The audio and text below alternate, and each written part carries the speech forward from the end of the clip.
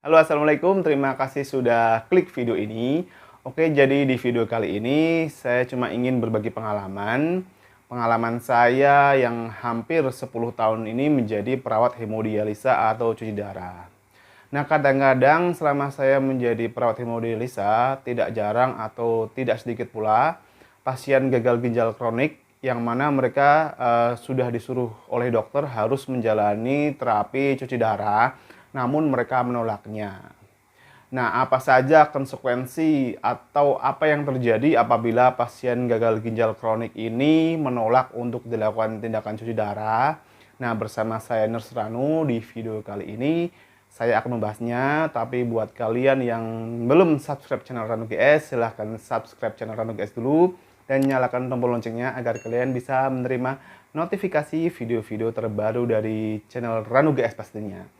Oke, langsung saja kita bahas apa konsekuensi atau apa yang terjadi jika pasien gagal ginjal kronik menolak untuk dilakukan tindakan cuci darah. Tapi sebelumnya, seperti biasa ya, kita intro dulu.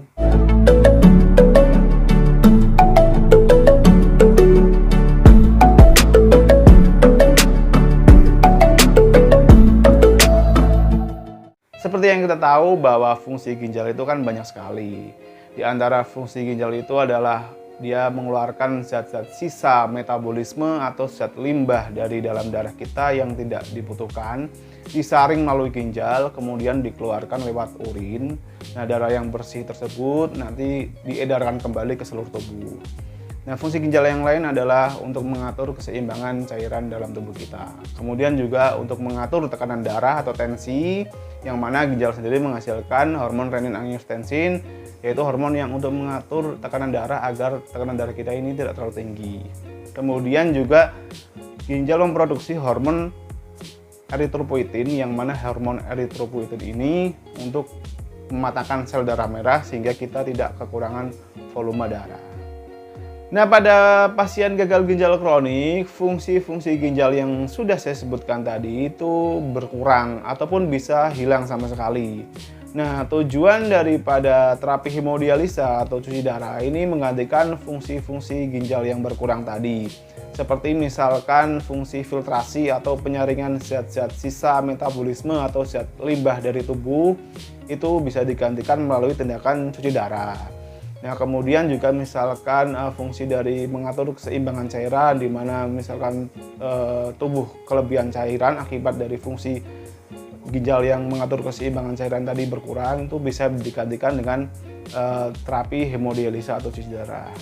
Nah, bisa dibayangkan apabila pasien gagal ginjal kronik menolak tindakan cuci darah. Nah, maka yang terjadi adalah racun yang ada di dalam tubuh atau zat sisa metabolisme atau zat limbah tadi maka akan menumpuk di dalam tubuh.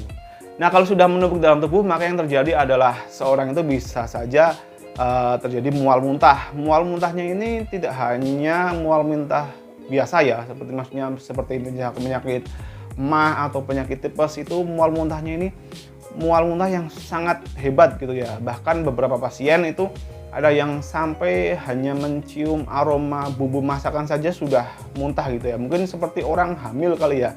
Nah, itu seperti itu. Kemudian juga dia tidak nafsu makan sama sekali karena yaitu penumpukan racun atau limbah-limbah tubuh yang tidak dibutuhkan oleh tubuh ini tidak bisa dikeluarkan.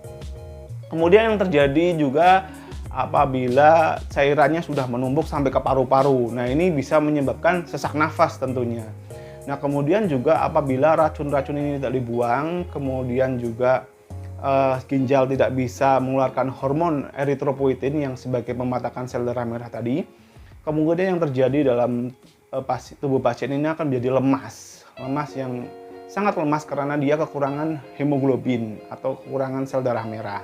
Nah, kemudian juga bisa terjadi tubuh ini akan menjadi sakit ya, diakibatkan karena tulang-tulang ini pada keropos karena ginjal tidak bisa mengeluarkan fosfor, di mana fosfor ini nanti akan memakan tulang-tulang daripada tubuh pasien gagal ginjal kronik.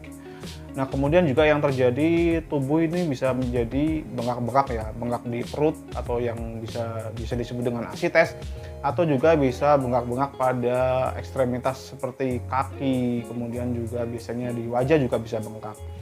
Nah, apabila cairan-cairan tadi bengkak, semua menutupi tubuh, maka yang terjadi pasien tentu akan kesulitan untuk berjalan, juga kemudian juga sulit untuk melakukan aktivitas.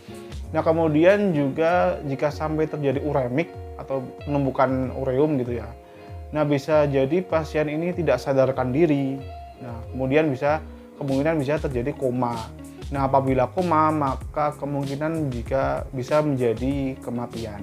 Nah, memang pasien yang menolak untuk dilakukan cuci darah ini memang kebanyakan dari mereka ini tidak tahu ya, atau merasa khawatir, atau mereka masih denial ya, atau menolak ya, menolak bahwa mereka kok bisa sampai harus cuci darah. Itu kebanyakan mereka awalnya seperti itu.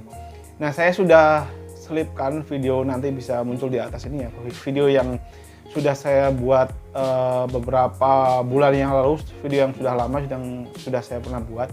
Ini sudah saya jelaskan seperti apa proses cuci darah, agar buat Anda semua yang tidak tahu seperti apa proses cuci darah bisa melihatnya.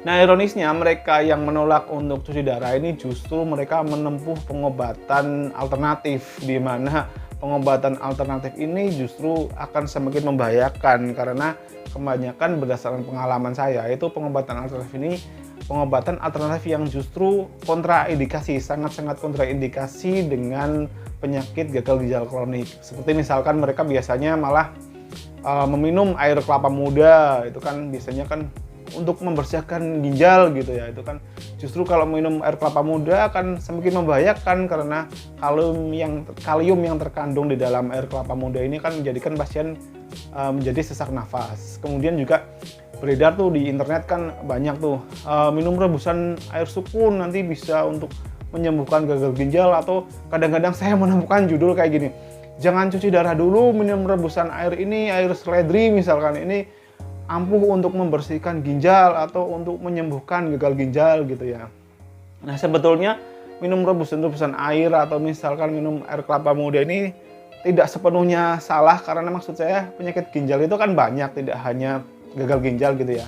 Ada batu ginjal misalkan. Nah, ini mungkin efektif untuk penyakit misalkan seperti batu ginjal, karena kalium yang terkandung di dalam zat-zat di dalam air kelapa muda atau air rebusan daun tadi itu kan bisa mengeluarkan batu ginjal. Nah, tapi ini kan penyakit ginjalnya ini kan penyakit ginjal yang lain, yaitu penyakit gagal ginjal, yang mana justru kalau menempuh pengobatan alternatif atau pengobatan herbal yang tadi ini, justru kita tidak tahu kandungan apa yang terkandung dalam obat-obat herbal itu, yang justru mungkin akan semakin memperberat kerja ginjal.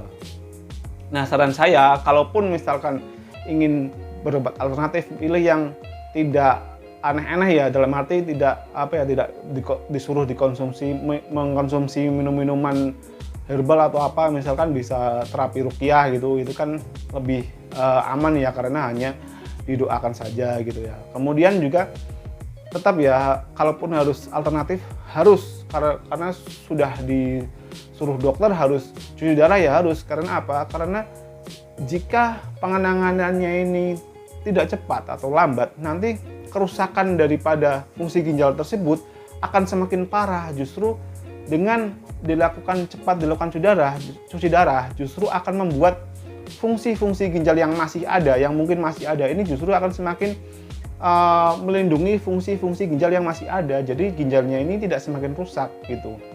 Nah, jadi saya sarankan buat Anda, misalkan ada pasien gagal ginjal kronik yang sampai saat ini menolak cuci darah, ayolah, Anda harus bisa menerima keadaan ini, dan Anda harus bisa melakukan terapi cuci darah atau terapi hemodialisa agar bisa menyelamatkan nyawa Anda atau bisa memperbaiki kualitas hidup Anda.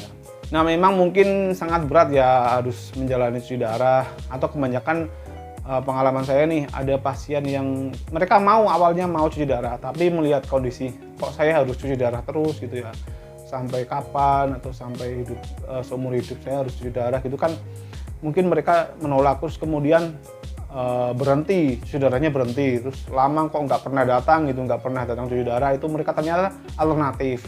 Nah, begitu alternatif mereka merasa, ya sudahlah, saya pengobatan alternatif saja, toh dengan cuci darah juga tidak bisa sembuh gitu ya.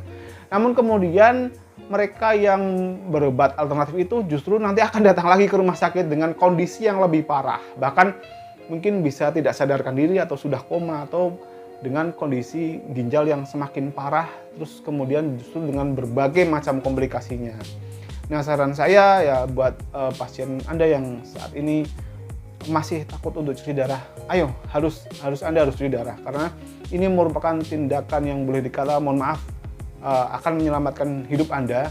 Oke, itu dia sudah saya sharing ya pengalaman saya selama hampir 10 tahun menjadi perawat hemodialisa atau cuci darah, yang mana pengalaman ini merupakan pengalaman dari pasien yang menolak untuk dilakukan cuci darah, dan tidak sedikit pasien yang memang banyak yang menolak tindakan cuci darah. Namun demikian, semoga sharing pengalaman ini bisa menggugah Anda para pasien atau pasien gagal ginjal yang sudah harus cuci darah ini bisa untuk berubah pikiran dan berani untuk menjalani terapi hemodialisa. Karena memang Anda tidak sendiri, banyak pasien yang mengalami hal serupa. Jadi buat Anda harus bisa, semoga video ini bisa mengubah Anda untuk mau untuk menjalani terapi hemodialisa.